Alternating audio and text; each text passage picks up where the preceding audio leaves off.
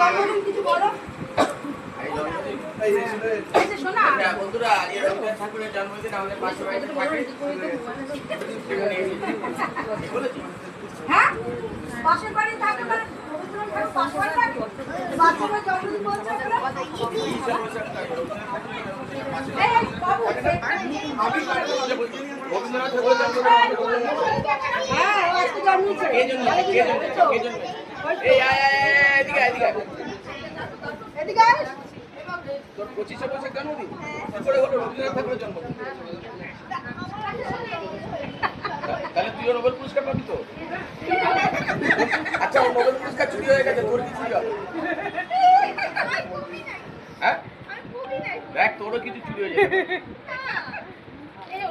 শুভ জন্মদিন। খাওয়াসনি না খেয়েছি খাইছে